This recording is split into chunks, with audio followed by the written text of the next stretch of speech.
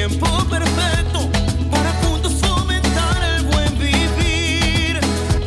Y la meta no es lejana si tenemos la confianza que la fe y la voluntad mueven montañas. Es la hora del cambio, tu energía es tu aliado y la mano que te ayuda a resurgir. Porque en este movimiento la humildad es el secreto y el motor para emprender el porvenir. Movimiento nacional por la esperanza. Toda meta es visible, toda meta se alcanza. Movimiento nacional por la esperanza. El futuro sí es posible, no perdamos la confianza.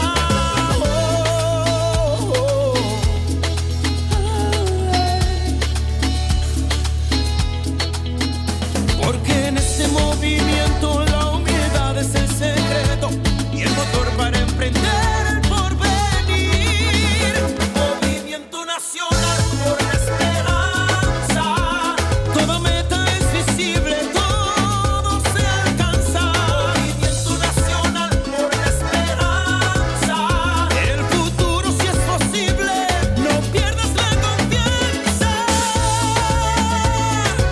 Oye, es el movimiento nacional por la esperanza, donde todo se hace posible, donde todo se alcanza. Sembrando el futuro, haremos historia y a paso seguro, veremos la gloria. Sembrando el futuro, haremos historia. Llegó ese momento, llegó la hora, poquito a poquito todo mejora. Sembrando el futuro, haremos historia. Que la confianza de saber que con fe y esperanza va a suceder. Sembrando el futuro. Y ahora quiero que todo el mundo se sume a este movimiento con este coro gigante que dice así: 1, 2, 3.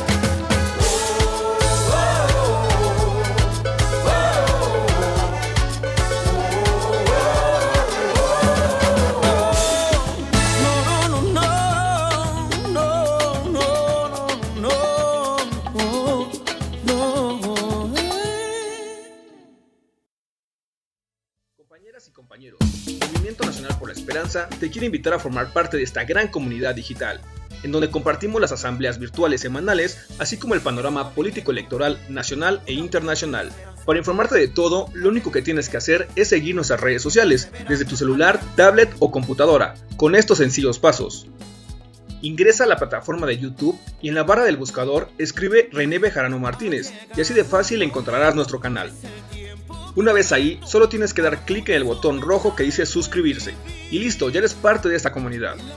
Y recuerda activar la campanita en la opción que dice todas para que te llegue un aviso cada vez que subamos un nuevo video. Así de fácil, juntos estaremos construyendo esperanza por el buen vivir.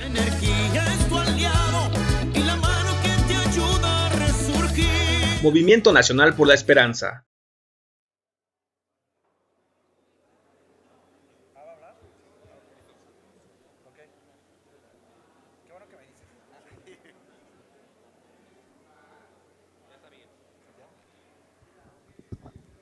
Compañeros y compañeras, si gustan ir tomando asiento, vamos a dar inicio a nuestra asamblea semanal del Movimiento Nacional por la Esperanza. Se encuentran con nosotros aquí en el Presidium el compañero dirigente en el municipio de Tuxtla Gutiérrez, Chiapas, Enoc Hernández Cruz.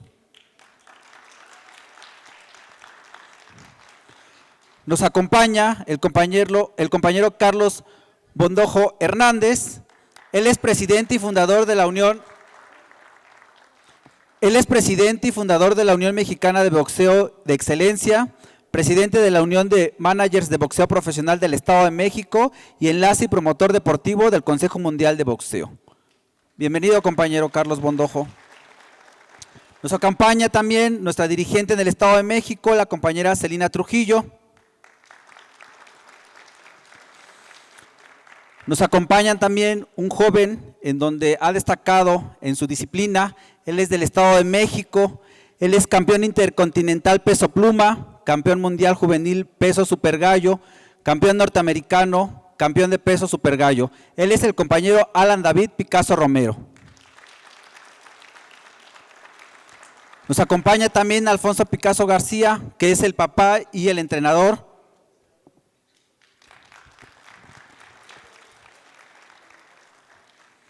Nos acompaña nuestro compañero dirigente en la Gustavo Madero, el compañero Francisco Romero. Nuestra compañera dirigente de la Alcaldía Cuauhtémoc, Geraldine Arevián. Y desde luego, como cada 8 días, nuestro dirigente nacional, el profesor René Bejarano Martínez. Para iniciar con nuestra ronda de participaciones, le cedemos el micrófono al compañero Enoc Hernández. Muchas gracias, muy buenas tardes, buenas noches, compañeras, compañeros del Movimiento Nacional por la Esperanza. Muy contento de estar nuevamente en esta asamblea semanal, asamblea nacional. Saludo con respeto a todos los aquí presentes y a quienes nos siguen a través de las redes sociales. Tengo varias cosas que quería compartir, voy a tratar de ser muy breve. Hace 8 días comentábamos la participación de Chiapas, profe, en lo que fue la consulta nacional para la revocación de mandato, donde Chiapas fue el segundo lugar a nivel nacional con mayor número de participación de respaldo al presidente Andrés Manuel López Obrador. 8 días después, es decir, hoy, cuando acaba de pasar este domingo el debate en la Cámara de Diputados del Congreso de la Unión por el tema de la ley, la reforma en materia eléctrica, Chiapas otra vez vuelve a ser noticia. Tenemos 20 diputados y diputadas federales, 18 votaron a favor de la ley y 2 votaron en contra, una del PRD y otra diputada del PRI, pero mayoritariamente Chiapas volvió a respaldar la iniciativa del presidente de la República, Andrés Manuel López Obrador. Para los chiapanecos, como para todo el país, y revisando el análisis que se hace semana a semana del Movimiento Nacional por la Esperanza, donde uno de los objetivos centrales es procurar el bien vivir de las y de los mexicanos, el tema del consumo de la energía eléctrica forma parte del bien vivir de la gente en nuestro país, porque la economía de muchas familias también se complica cuando las altas tarifas afectan el bolsillo de la clase trabajadora principalmente.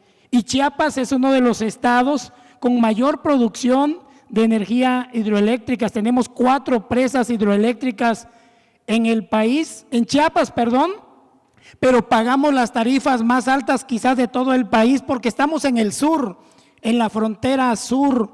Es más barata la energía eléctrica en otros estados del norte que en el sur, en Chiapas. Y si a alguien le interesaba esta iniciativa que se aprobara para abaratar los costos, era precisamente a las familias de Chiapas, que se ven decepcionadas y traicionadas por los diputados y las diputadas que no apoyaron esta iniciativa del presidente de la República, que buscaba mejorar la calidad de vida y el buen vivir y el bienestar de las familias. Yo creo que desde este Movimiento Nacional de la Esperanza debemos, y yo les pediría que sí les diéramos un aplauso a los diputados y a las diputadas que sí lucharon hasta el final para que esa iniciativa se aprobara. Y qué lamentable que no se haya logrado por una cantidad de votos la reforma. Sin embargo, repito, mi estado y las compañeras y compañeros que están participando en la revocación de mandato y ahora en la discusión del tema de la ley en materia eléctrica, creo que Chiapas ha enviado buenos mensajes de respaldo al presidente de la República y creo que a eso nos debemos de sumar también todos y cada uno de nosotros.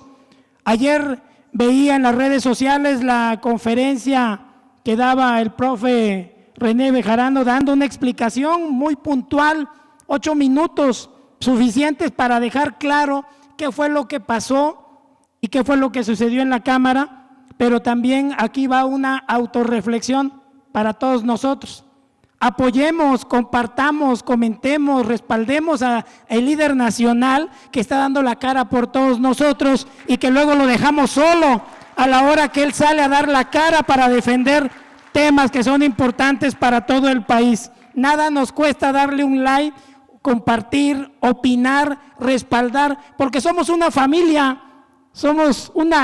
ampliada por todo el país en este movimiento nacional por la esperanza. Hay que seguir así, profe, dando la cara, dando la batalla y con argumentos, porque esto no es de caprichos, esto es de argumentos y esto es de acciones que se traduzcan en el buen vivir. Nos pongamos bien la camiseta del Movimiento Nacional de la Esperanza, que antes de las candidaturas, que antes de los espacios de representación popular, está el bien vivir y el buen vivir de las familias que confían en cada uno de nosotros. Porque si vemos primero por nosotros y al último por el pueblo, pues yo creo que estaremos dando un mensaje equivocado.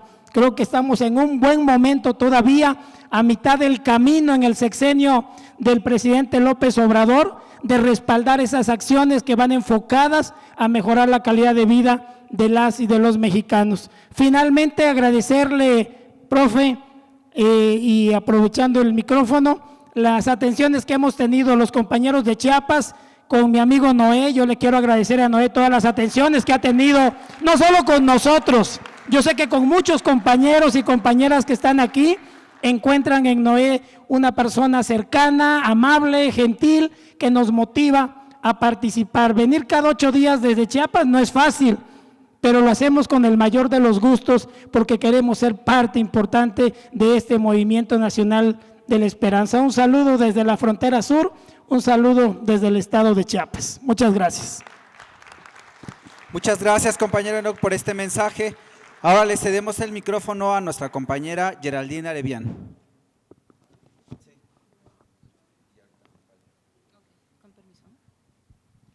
Gracias.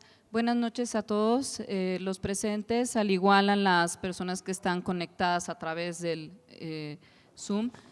Me da mucho gusto estar nuevamente compartiendo este espacio y el podium, gracias al profesor. Y bueno, aquí el día de hoy queríamos enfatizar un punto de estrategia muy importante del presidente Andrés Manuel López Obrador en cuanto a evitar la crisis alimentaria en México. Diversos factores han contribuido al alza de los precios de los productos, incluso de la canasta básica, no solo en México, sino a nivel internacional. Estos cambios obedecen a diversos factores como la oferta, afectada por cuánto los agricultores han sembrado, cuánto han sembrado, afectados también si se almacena el producto o si se acapara el mismo, incluso el propio comportamiento estacional. Cabe mencionar que la pandemia de COVID desde su origen fue una causa adicional también en esta afectación. Creo que todos hemos visto cuando vamos al mercado, a los súper, cómo se ha encarecido mucho de estos productos. Evitar una crisis alimentaria es vital y prioritaria para el país. Con el objeto de reforzar las estrategias presidenciales originadas por y desde el gobierno, el presidente Andrés Manuel López Obrador ha asignado a Leonel Cota Montaño como nuevo director general de Seguridad Alimentaria Mexicana, Segalmex, constituido por Liconza y Diconsa. Sabemos que los principales productores del país forman parte de este grupo. A su vez, Ignacio Valle Fernández coordinará el Instituto Nacional para el Federalismo y el Desarrollo Municipal, el INAFED, que está suscrito a la Secretaría de Gobernación. ¿Pero por qué son importantes estas acciones? Pues precisamente por la visión que tiene el presidente Andrés Manuel López Obrador. Estas acciones nos dejan ver la trascendencia, la importancia y la atención que el abasto de estos productos tiene para nuestro presidente. Confiamos que sus acciones refuercen el campo mexicano y que se continúe con la transformación y el enfoque en cubrir las necesidades de México. Reconocemos los esfuerzos de nuestro presidente y reconocemos los esfuerzos del Movimiento Nacional por la Esperanza en enfatizar los municipios y las cadenas que los forman. Muchísimas gracias y es cuanto. Muchas gracias, compañera. Ahora le cedemos el micrófono y le volvemos a dar la bienvenida al compañero Alan David Picasso Romero.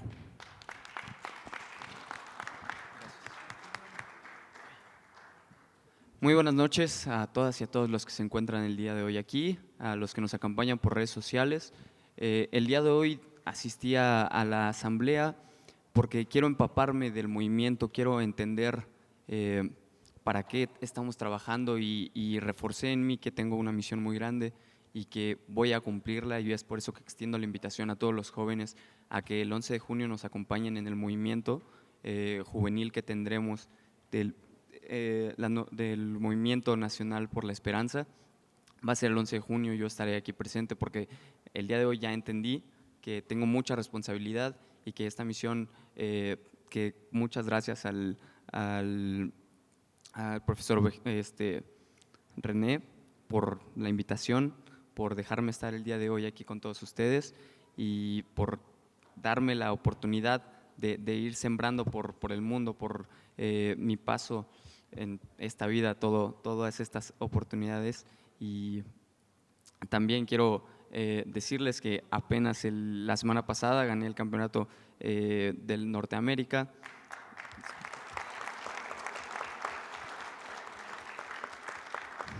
Y quiero invitarlos a que no se pierdan mi próxima pelea, que va a salir televisada el 14 de mayo por TV Azteca, y sobre todo, ahora ya que estamos en ambiente boxístico, a invitarlos a que no se pierdan y que vayan el próximo 18 de junio a la megaclase que se va a dar. Vamos a tratar de romper el récord Guinness, necesitamos más de 3,000 personas, 1 hora haciendo ejercicio, entonces ahí los esperamos a todos. Muchas gracias por la oportunidad, profesor, y a todos ustedes por brindarme todo el conocimiento que me voy a llevar el día de hoy. Muchas gracias por el mensaje. Se integra con nosotros en el presidio nuestra compañera Itzel Ortega.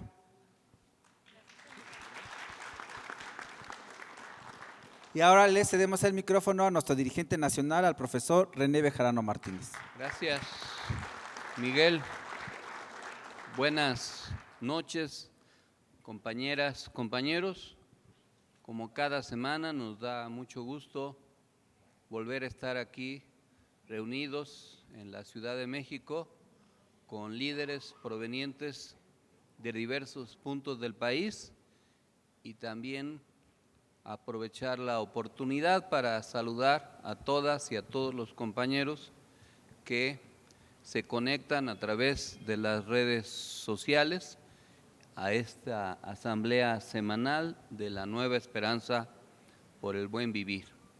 Agradezco en especial a nuestros invitados del deporte, al joven Alan, a su entrenador Bondojo, tiene nombre de colonia, en la Bondojito, ahí por la Gertrudis Sánchez, tierra, ahí era tierra de boxeadores justo, todavía, ahí estaban, por ahí andaban, si no me traiciona mal la memoria, Vicente Saldívar, Rubén Olivares, el Púas, que fue candidato a diputado por ese distrito justo en esa zona de la Ciudad de México. Pues qué apellido tan peculiar, felicidades a nuestros compañeros de Chiapas, de la Gustavo Madero, de la Cuauhtémoc, a Itzel, y aquí a las compañeras y compañeros que se trasladan de diversos estados, del Estado de México, de la hermana República de Tlaxcala, de Guerrero, de Oaxaca, de Veracruz, etcétera. Muchas gracias por conectarse a esta reunión. Estamos en la asamblea correspondiente al martes 19 de abril de este año 2022. Como hace más de 2 años, estamos dándole seguimiento a los casos de la pandemia, tanto a nivel nacional como a nivel mundial. Por fortuna, la pandemia ha ido decreciendo, sin embargo, estamos por llegar a los 500 millones de personas contagiadas, más de 6 millones de defunciones en el mundo, en México casi 6 millones de personas contagiadas y reconocidas por las autoridades de salud, más de 323.949 defunciones. Dosis, pues estamos ahora superando los 11,000 millones. Ahí hay un error de dedo, hay un 1 de más. 11,190 millones, 687,698. En la segunda cifra hay dos unos. Les pedimos que no lo tomen en cuenta. Estamos viendo que se confirma la caída de los contagios. Ahora sí se observa claramente y no hay un repunte. El caso de diarios de COVID se ve en la gráfica. Quizás si esto se mantiene, ya podamos durante las próximas semanas prescindir de este informe. Si ya se mantiene durante varias semanas sin novedad, si no hay repuntes, podemos, sin dejar de vacunarnos, sin dejar de cuidarnos, afirmar que la pandemia ya concluyó. Vamos a esperar que así sea, pero todos los datos así lo están indicando, como ustedes pueden observar, la gráfica. Estamos ya casi como cuando empezó. Se nota claramente que la cantidad de personas contagiadas y personas que mueren por esta enfermedad es cada vez menos. El 4% de ocupación de camas general y solo el 2% de ocupación de camas con ventilador. Esto también pues es importante y si se observa, las defunciones también han ido decreciendo significativamente. Y todo esto tiene que ver con las vacunas, el total de dosis aplicadas, reportadas en México, más de 196 millones de vacunas.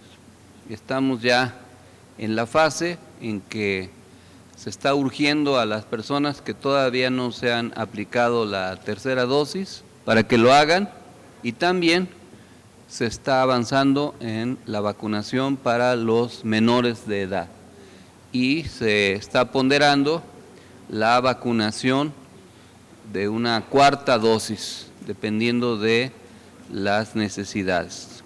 Aquí están los esfuerzos que se han venido aplicando en las diversas operaciones, instituciones federales, entidades federativas, refuerzos, lo cual habla de un gran esfuerzo en materia de salud de parte del gobierno de la Cuarta Transformación. Somos el país número 7 en el mundo que más vacunas le ha aplicado a su población. Eso es una proeza y es algo que se debe reconocer. Y hay que insistir porque vamos a tener que comportarnos como si ya estuviéramos en campaña, porque ya estamos en campaña. Ya todo lo que se diga o se haga va a ser para convencer a la gente. Y hay que decirle a la gente que esto que el gobierno hizo fue gratuito, que se hizo sin elevar impuestos y sin pedir deuda, que fue producto de la buena administración y que México es un ejemplo de cómo se pueden hacer las cosas de manera diferente. En los temas de la semana vinculado con esto, las Secretarías de Salud reportó que actualmente el 90% de la población de más de 18 años está vacunada. Además tienen refuerzo 39.171.023 personas. Con el operativo Abril, que comenzó el día 11, se han inoculado a 763.554 personas.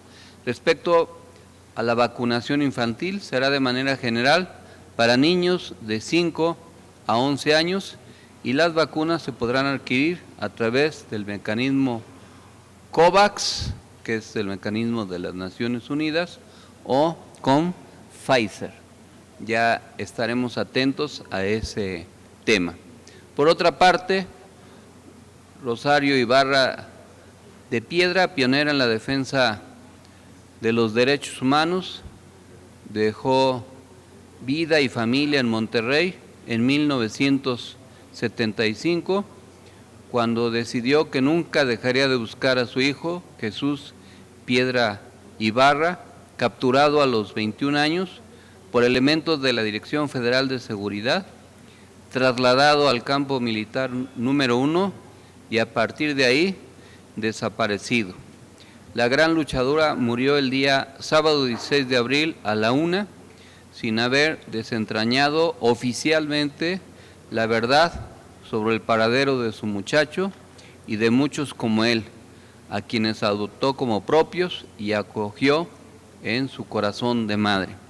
Hay que recordar que el delito de desaparición forzada de personas ahora es considerado imprescriptible, que aunque doña Rosario haya fallecido, ese delito está vigente y llegará el momento en que se tenga que reconocer oficialmente lo que todo mundo sabe, que durante la guerra sucia que emprendió después del movimiento del 68, el gobierno de Luis Echeverría, y que continuó después el gobierno de López Portillo, a los guerrilleros, a los que se acogieron a la vía para la lucha armada, se les daba trato de enemigos a destruir.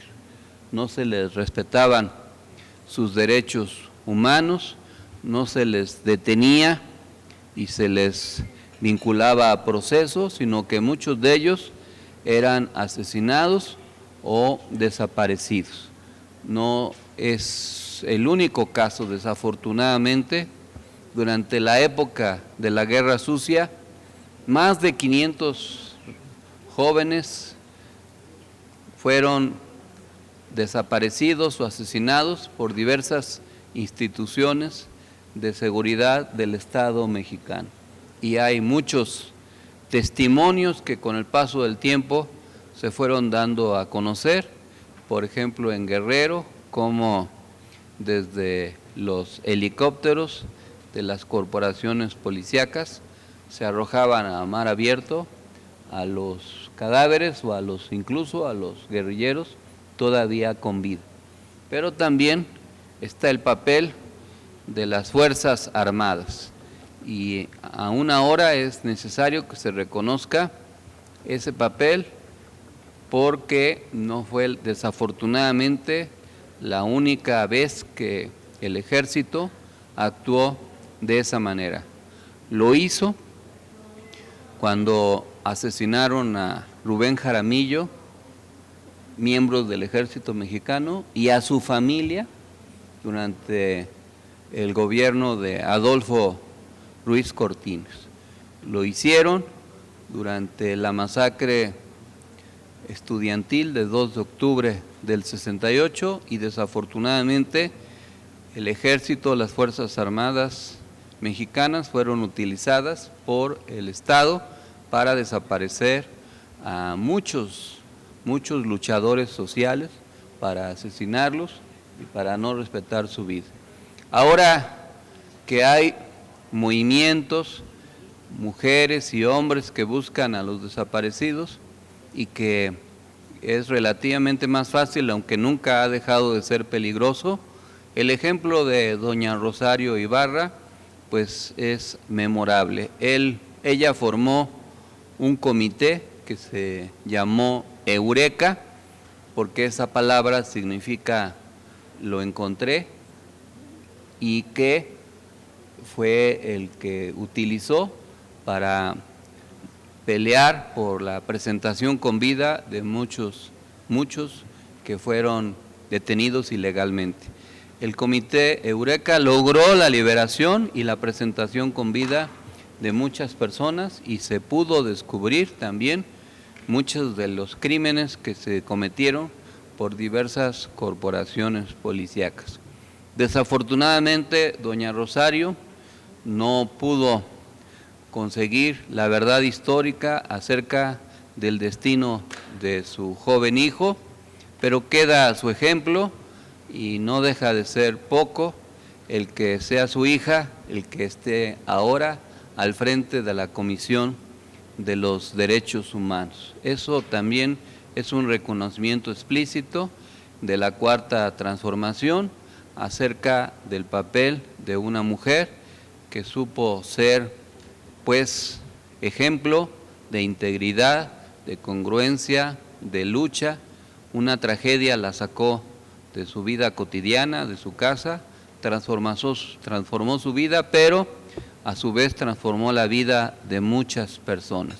Fue una gran mujer, candidata presidencial, que se sumó con el ingeniero Cárdenas y Manuel de Jesús Cloutier a denunciar el fraude cometido el 6 de julio de 1988.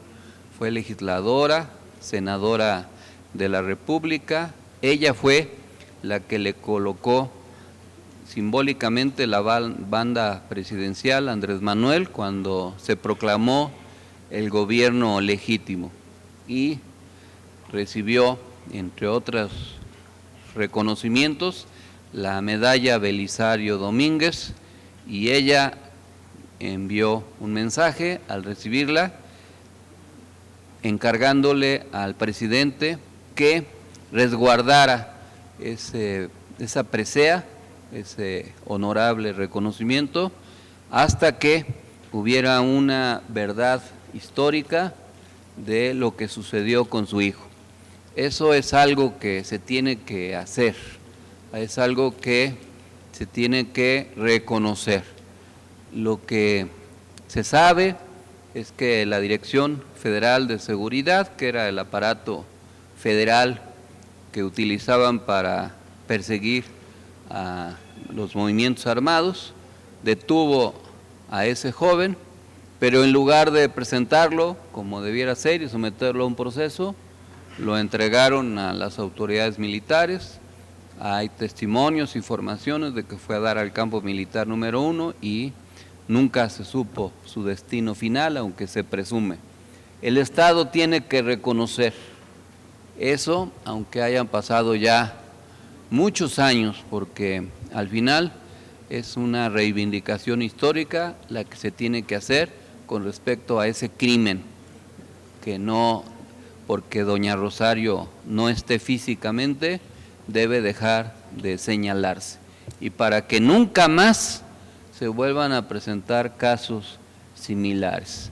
Es el ejemplo que en otros países también se dio en contextos diferentes, como en Argentina, con las madres de las Plaza de Mayo, que también se dedicaron a buscar a sus familiares, incluso a los niños que fueron secuestrados, de los padres que fueron asesinados o desaparecidos y que luego fueron entregados ilegalmente en adopción a otras familias, y que sus familiares los buscaron hasta que los encontraron ya muchos años después. Este es un ejemplo, es una lucha que debe seguir siendo vigente, porque desafortunadamente ahora ya no es principalmente el Estado, sino es un método que utilizan también los grupos delictivos de diverso tipo para cometer sus fechorías,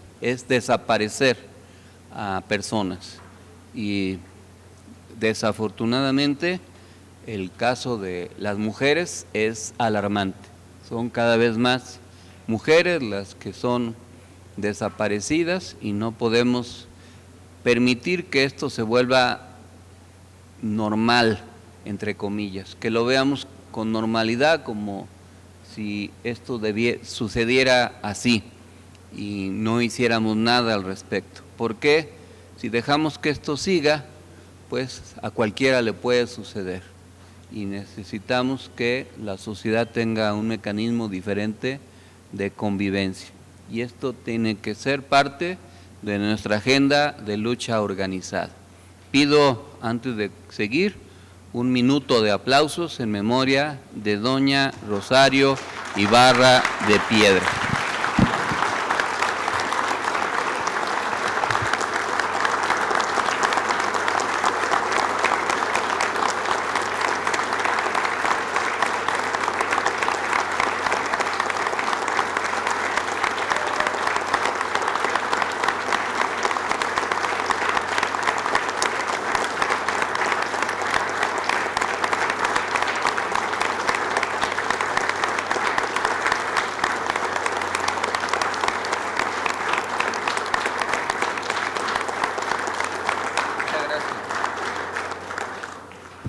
Muchas gracias, compañeras, compañeros.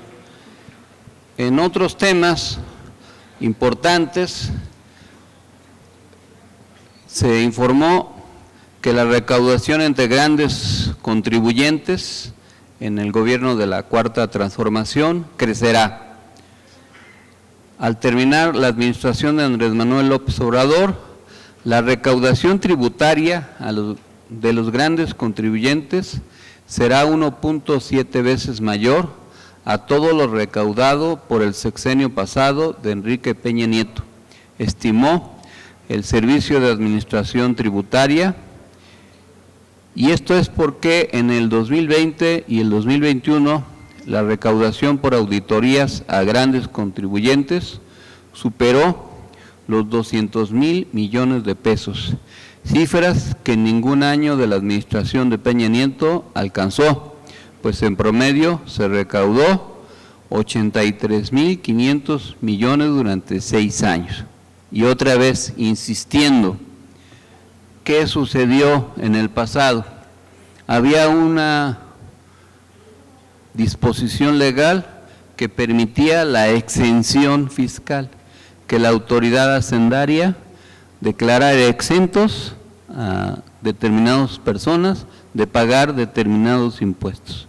Se hizo con el pretexto de que hay labores humanitarias o filantrópicas y con ese pretexto se volvió una industria para enriquecimiento ilícito. ¿Por qué?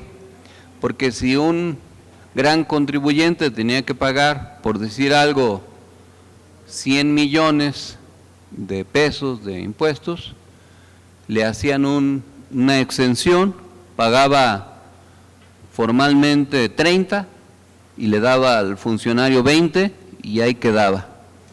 Y así sucedió durante muchos años. ¿Qué logró la Cuarta Transformación? Prohibió la exención fiscal, ya no se puede. Y con eso se detuvo ese negocio. Y ahí está el ejemplo, 200,000 millones de pesos contra 83,500. Todo ese dinero que se dejó de recaudar, ¿a dónde fue a parar? ¿Y dónde están esos recursos? Y ahora que sí se recaudan, por eso el gobierno puede hacer muchas más cosas. Por eso pudo comprar las vacunas, por eso está haciendo grandes obras, por eso paga los programas sociales, etcétera, sin elevar impuestos y sin endeudar al país. Eso hay que explicárselo a la gente, porque mucha gente no lo sabe. Y también hay que explicarle que algunos de esos empresarios que antes no pagaban impuestos, están enojados. Pues sí, porque ahora tienen que pagar impuestos. Pero, y que esos empresarios son, algunos de ellos, los que financian las campañas de desprestigio en redes sociales o en medios de comunicación en contra de Andrés Manuel y de la Cuarta Transformación. Los trabajadores que son causantes cautivos no tienen forma de no pagar impuestos, porque los empleadores les retienen su impuesto sobre los productos del trabajo. Los que vamos a comprar a la tienda pagamos el IVA, pero muchas veces los grandes contribuyentes evadían el pago de impuestos y algunos de esos contribuyentes son empresas transnacionales que dejaron de pagar. Se enojaron los de Walmart porque alguna vez los obligaron a pagar, para que tengan una idea, nada más 8,000 millones que no habían pagado, 8,000 millones. Y así podríamos continuar y recordarle a la gente que antes no había esto. Cuando se vendió Banamex durante el gobierno de Fox, no pagó impuestos el dueño de Banamex. Si una persona tiene un terreno, una casa y lo vende, tiene que pagar impuestos por el ingreso que recibe de vender esa casa. Lo retiene el notario y lo declara. Ah, pero Banamex no pagó impuestos. ¿Por qué? Pues por la corrupción de los gobernantes de los gobiernos anteriores. Entonces, cada tema que hay que abordar, hay que explicárselo a la gente para convencerlos, porque viene una batalla muy dura, ya estamos en ello. Los partidarios del régimen anterior están en campaña inventando muchas cosas en contra de la Cuarta Transformación.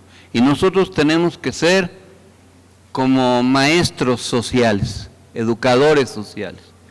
Así como un maestro le explica a sus alumnos un tema y le dice, este asunto es así por tales y cuales razones, los dirigentes políticos y sociales tenemos que ser didácticos, tenemos que actuar con cierta pedagogía, explicarle a la gente, traducirle a sus palabras las causas de los asuntos y tratar de convencerlos de las bondades de la Cuarta Transformación y destruir las mentiras que al respecto se difunden.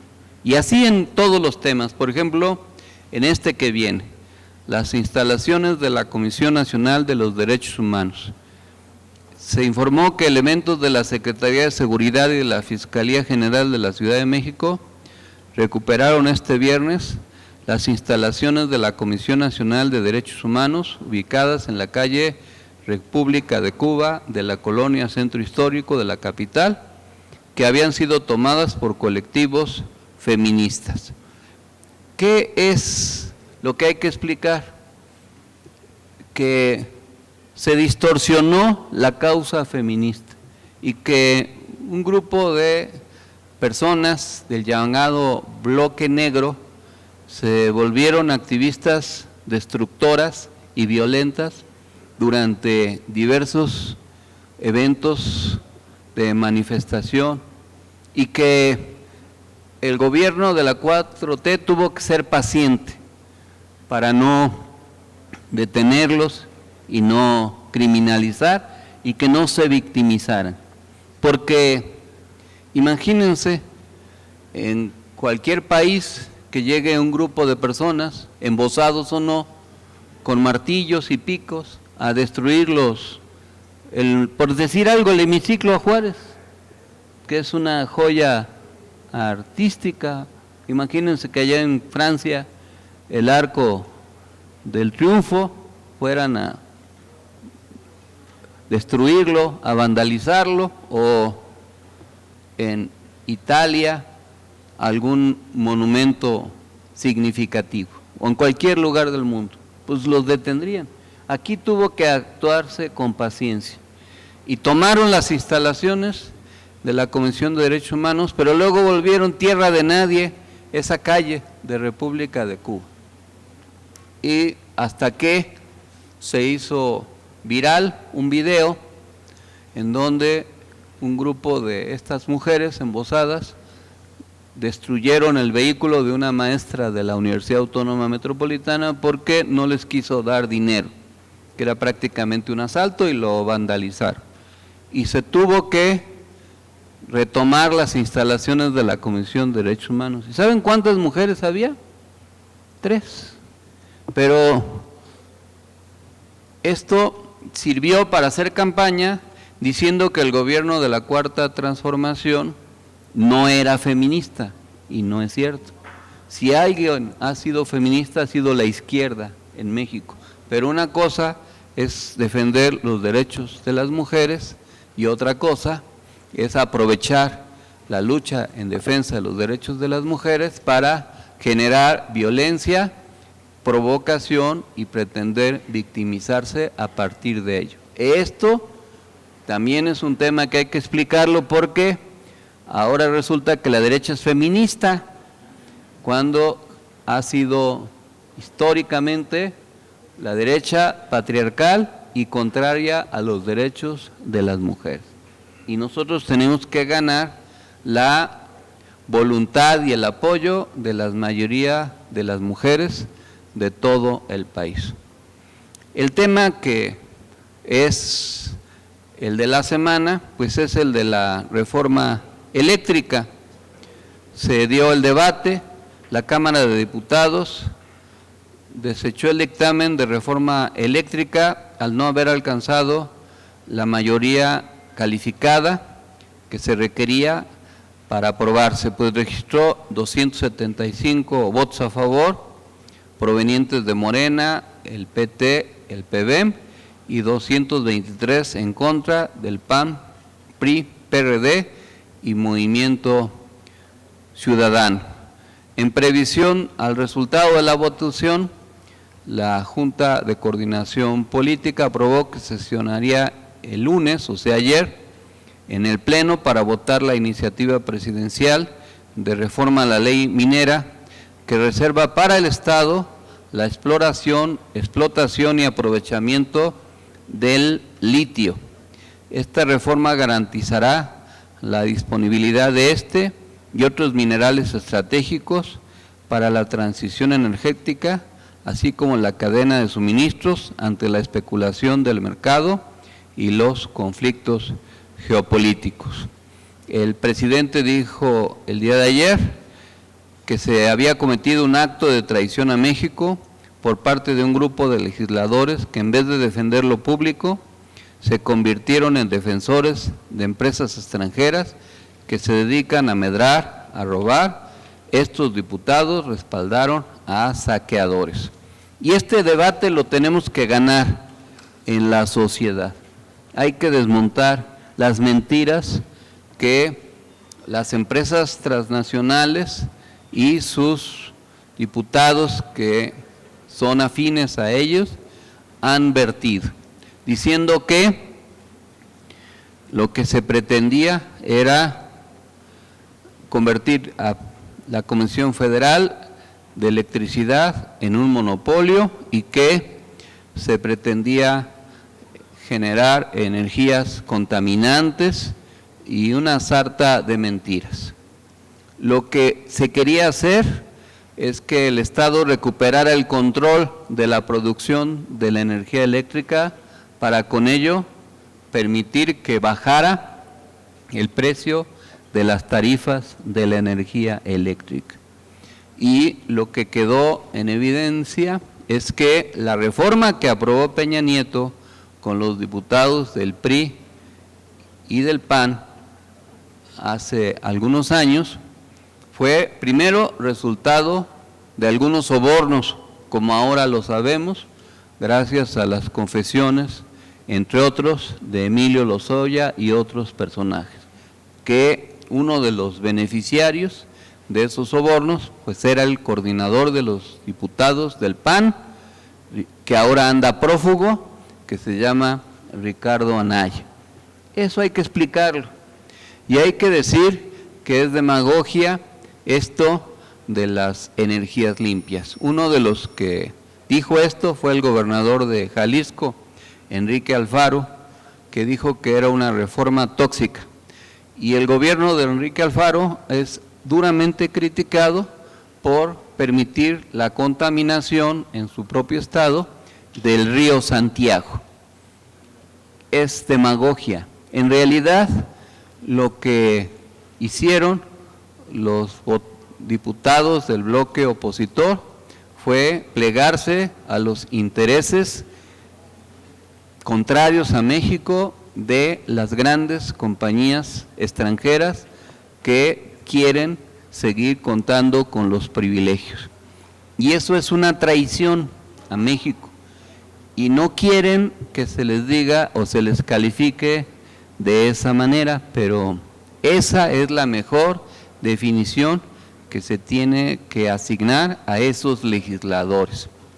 Y hay que decir que evidencias hay muchas, que Felipe Calderón fue premiado con volverlo integrante del Consejo de Administración de la compañía eléctrica española Iberdrola, gracias al apoyo que como presidente le otorgó a esa empresa y todos los beneficios que esa empresa ha tenido. Hay que explicarle a la gente cómo es que los españoles son rehenes de los intereses de esa empresa, cómo es que pagan altas tarifas, cómo es que una parte importante de su ingreso familiar lo tienen que destinar para pagar los altos costos de la energía eléctrica. Y lo que el gobierno quería y quiere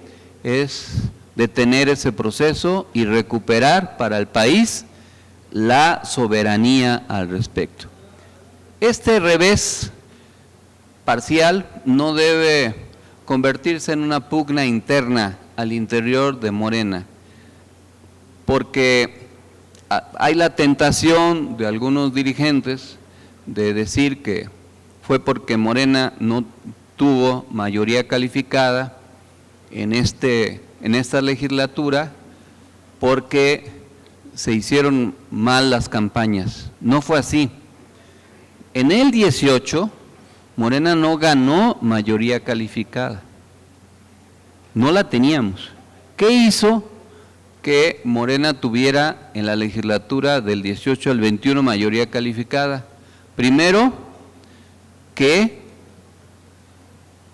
los diputados del Verde que no votaron por Andrés Manuel decidieron sumarse a votar en la Cámara con los diputados de Morena, que existía una fracción parlamentaria del PES y que hubo una parte importante de diputados de otros partidos que se fueron separando de sus partidos, como por ejemplo algunos que llegaron por el PRD y se sumaron a Morena.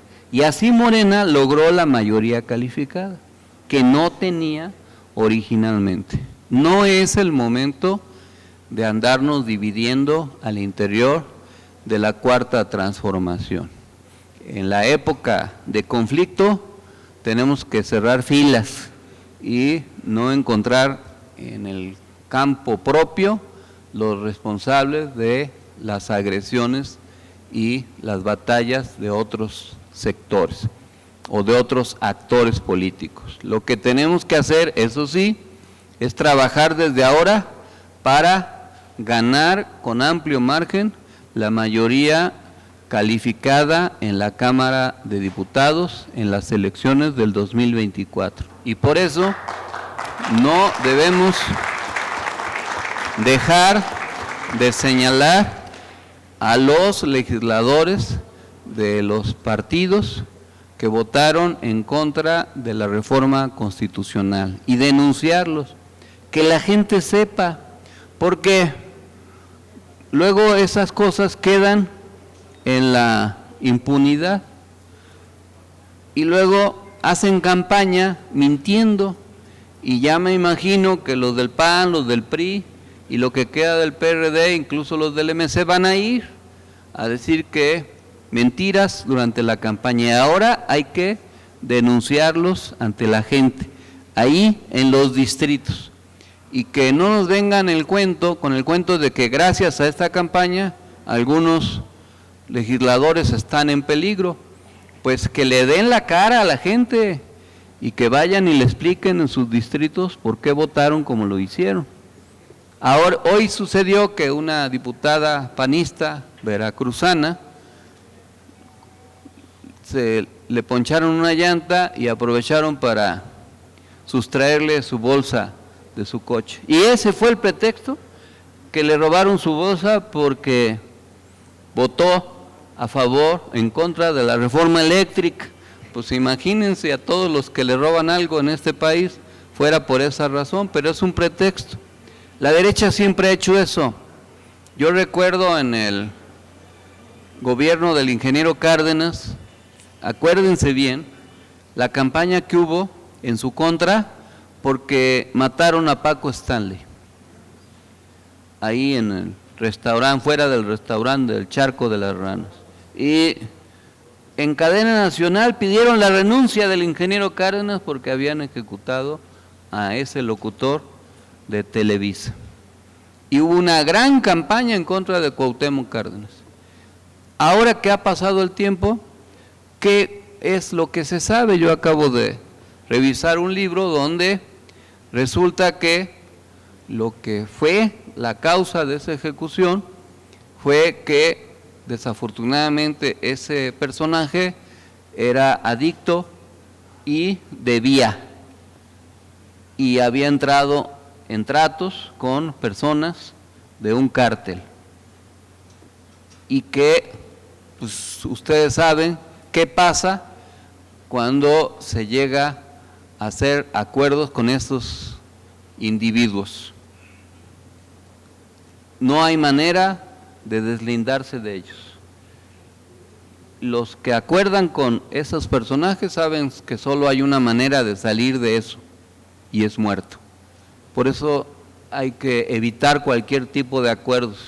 Y si ese locutor andaba en malos pasos, se hizo un gran escándalo por las dos televisoras de aquel entonces.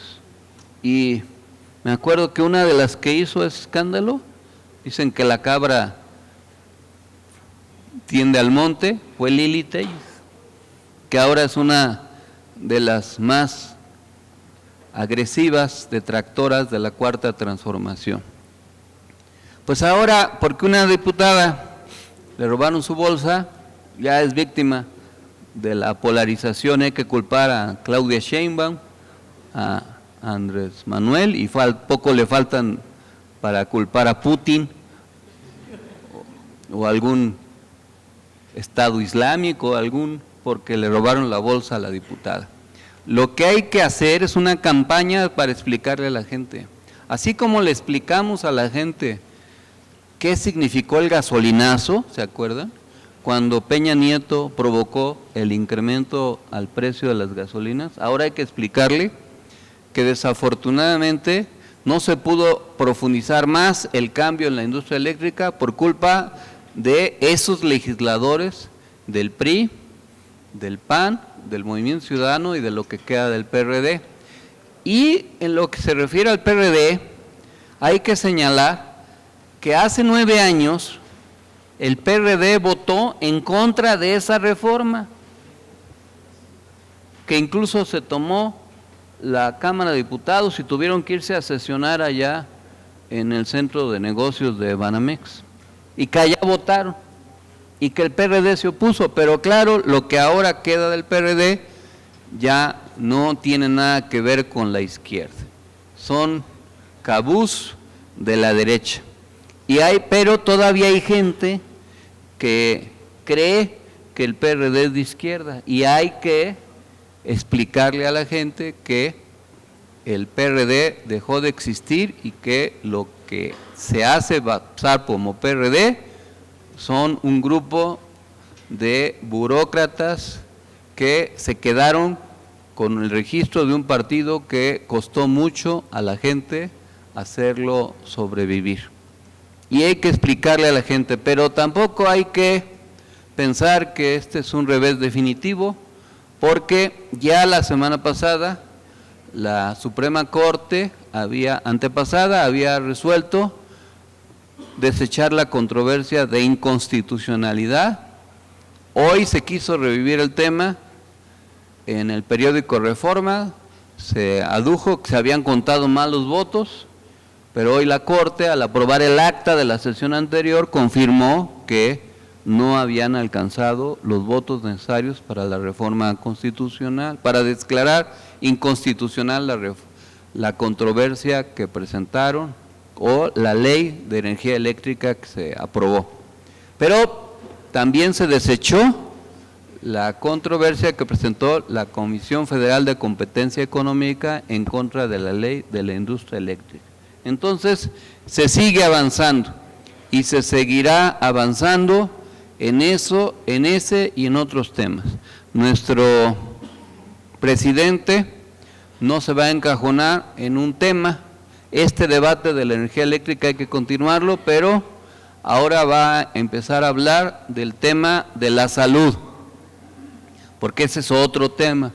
Han vertido muchas mentiras acerca de este asunto y se está haciendo un gran esfuerzo en ese rubro y el presidente va a estar informando regularmente de lo que se está haciendo en ese tema como en otros muchos temas.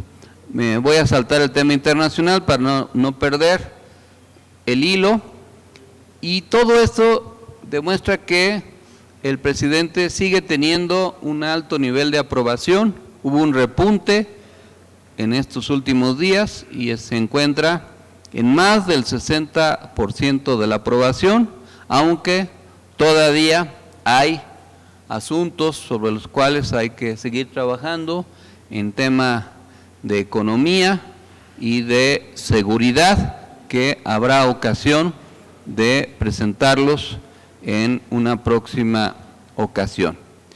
En lo que se refiere a los temas internacionales, ahora los voy a abordar yo. El presidente de Venezuela reactivó el diálogo nacional. El presidente venezolano Nicolás Maduro organizó en el Palacio de Miraflores un evento con representantes del Foro Cívico, una plataforma de organizaciones de la oposición, de la cual son parte miembros y grupos de la sociedad civil que cuestionan a su gobierno y buscan la reinstitucionalización del país latinoamericano. Estados Unidos y Cuba sostendrán conversaciones migratorias de alto nivel. Funcionarios de Estados Unidos y Cuba se reunirán el jueves en Washington para discutir sobre migración en las conversaciones formales de más alto nivel de Washington con La Habana, desde que el presidente Joe Biden asumió el cargo el año pasado. Cuba aboga por una migración legal, ordenada y segura y culpa a Estados Unidos por el alza de la migración irregular al endurecer las sanciones y establecer el cierre de su sección consular en La Habana, acciones que alientan a los cubanos a buscar rutas más riesgosas fuera de la isla. Y en la geopolítica mundial, Vox, que es el partido de la ultraderecha en España, y el Partido Popular, que es la derecha tradicional, formaron gobierno en las regiones de Castilla y León. El partido español de extrema derecha, Vox, entró por primera vez en un gobierno autonómico en el de Castilla y León, con una vicepresidencia y 3 consejerías. Se trata del primer acuerdo de coalición entre el conservador Partido Popular y Vox, que abre las puertas de las instituciones a una formación política hermanando con movimientos ultras en el mundo, como los que enarbolan Marine Le Pen en Francia, que ahora es la candidata de la ultraderecha que quedó en segundo lugar, Víctor Orbán en Hungría, Donald Trump en Estados Unidos y Jair Bolsonaro en Brasil. Hay que decir finalmente, compañeras y compañeros, que estamos ya en una ruta para darle continuidad a la cuarta transformación, que todo lo que hagamos y dejemos de hacer va a ser definitorio rumbo a las elecciones del 2024, que no debemos dejar de organizar, así como se hizo la promoción para que fueran a votar en la consulta para los expresidentes, para enjuiciar a los expresidentes, y luego se hizo la promoción para que fueran a apoyar a Andrés Manuel. Ahora hay que continuar convenciendo gente en campaña permanente. No importa que todavía Morena no haya abierto su afiliación nuevamente. Afilien a sus asociaciones, al movimiento, porque todo eso va a servir. Tenemos que ganar por mayoría de votos, más del 50% en todos los distritos y en todos los estados en las elecciones del 2024. Y eso se va a tener que hacer con organización y unidad. Las derechas se van a unir, hay que suponer eso, que el PRIAN-RD y el MC pueden unificarse para tratar de descarrilar a la cuarta transformación. Nosotros tenemos entonces que unificarnos más, pero también organizarnos más. Hubo un ejemplo muy bueno en muchas entidades en donde la participación, a pesar de las pocas casillas en la más reciente consulta, fue muy amplia. Algunos de los equipos aquí presentes hoy son de Tlaxcala, que hizo una gran proeza y logró muchísima participación. Pero eso no sucedió en todos lados. Desafortunadamente en algunos no fue la organización que hubiéramos querido. Y hay que revisar dónde nos fue bien y dónde nos faltó. Pero no hay que conformarse ni dormirnos en nuestros laureles ahí donde se logró, porque si bien el 20, 25, 30, 35% es loable, nuestro objetivo es más del 50% en cada distrito, local, federal y en cada municipio. Y para eso hay que convencer a la mayor cantidad de gente, jóvenes, mujeres, de todas las edades y de todos los sectores. Hay que crear conciencia y hay que estar con ellos, no alejarse, hay que hacer buenos gobiernos y hay que continuar con nuestro esfuerzo permanente todos los días. Siempre hay motivos para organizarse. Ya viene el Día del Niño, se puede aprovechar para hablar de los derechos de la niñez, luego es el Día del Trabajo, luego la batalla del 5 de mayo, y ese mismo día hay que recordar que en esa fecha se fundó el PRD y que los que ahora lo administran lo traicionaron. Hay que reivindicar los derechos de las mujeres, madres de diverso tipo, y con los trabajadores de la educación, etcétera. Todo el tiempo, en el deporte, en la salud, en la cultura, en la recreación, y estar haciendo conciencia permanente y explicando todos los días lo importante que es el proyecto de la cuarta transformación. Y hay que mantener un nivel político adecuado, respetar las legítimas aspiraciones de todas las personas, pero actuar con mucha madurez y con mucha responsabilidad, pensando que lo que está en juego no es solo el destino individual que cada uno de nosotros pudiera tener, sino el de un país entero en su conjunto, y no nos podemos dar el lujo de dilapidar el esfuerzo y el capital político que costó muchas generaciones lograr. Muchos de ustedes son recientes en la lucha política, pero también habemos otros que venimos de hace mucho tiempo y que sabemos lo que costó, lo que significó luchar por lo que ahora se tiene y que no podemos permitir que se pierda, que se restaure el antiguo régimen. Tenemos al revés que ratificar y recordar que no va a estar Andrés Manuel en la boleta y que eso no debe impedir que actuemos en unidad con la persona que se decida postular en su momento, hombre o mujer. Tenemos que actuar con disciplina y hacer el esfuerzo de ganar también en todos los lugares, que va a haber competencias todavía. Este año hay que ganar, intentar ganar las 6 gobernaturas y decirles a los compañeros que si fueron o no candidatos, no deben permitir que les gane la pasión y torpedear a las campañas de Morena y sus aliados. Hay que cerrar filas.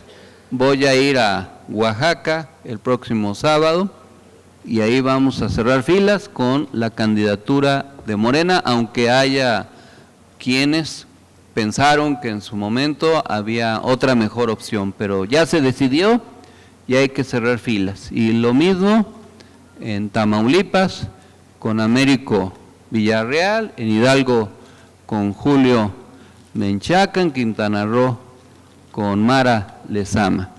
Y quiero hacer una mención especial en Durango, porque quizás se pueda pensar que nosotros no estamos actuando con lealtad.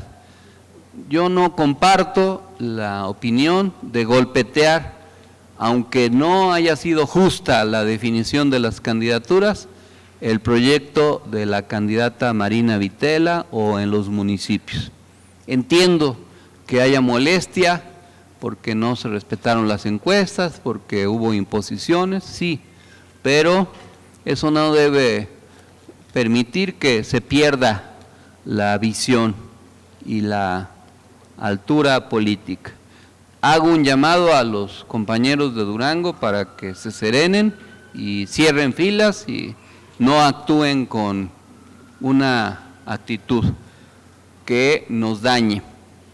La Dirección Nacional de la Nueva Esperanza por el Buen Vivir siempre ha sido responsable y nunca hemos actuado con deslealtad y así nos vamos a seguir comportando y así llamamos a todos nuestros compañeros para lograr los mejores resultados. Cobrémosle al PRI y al PAN en las urnas y al PRD su votación y la mejor manera es que les ganemos las gobernaturas. Ahora hay condiciones, las encuestas indican que vamos por el camino del triunfo, pero no hay que confiarse, hay que cerrar filas. El PRI se plegó a la derecha pensando que con eso iban a salvar sus resultados electorales, pero el PRI va a perder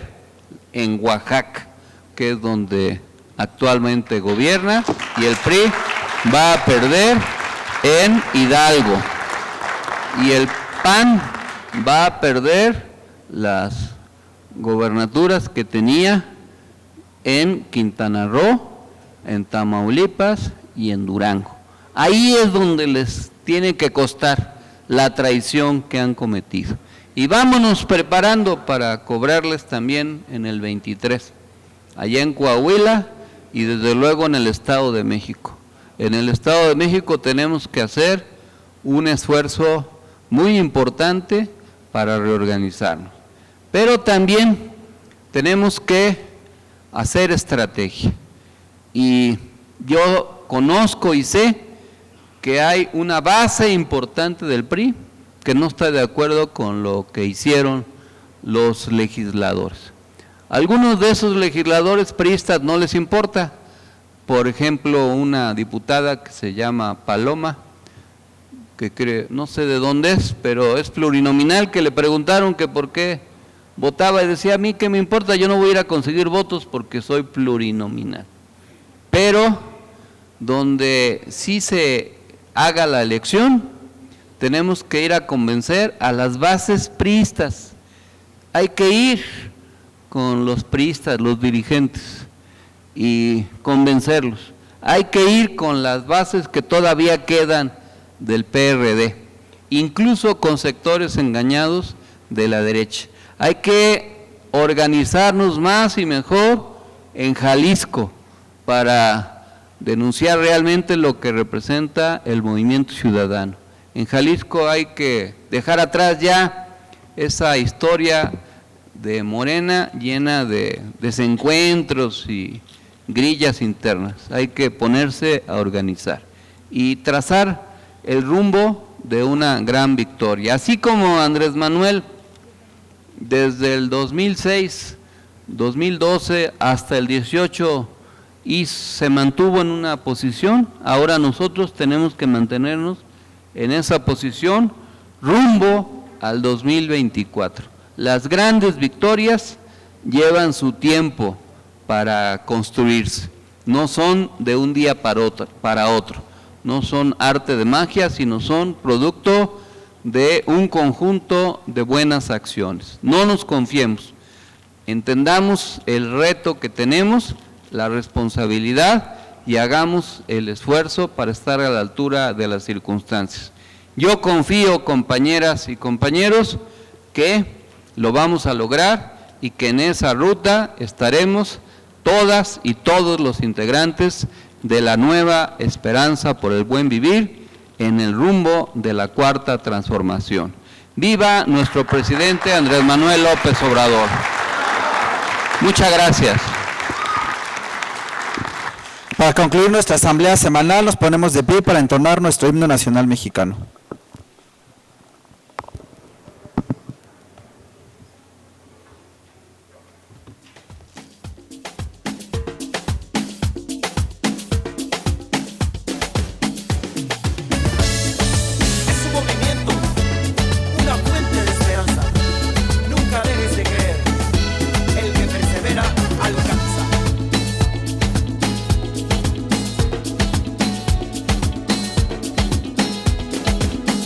Ha llegado el momento, es el tiempo perfecto para juntos fomentar el buen vivir.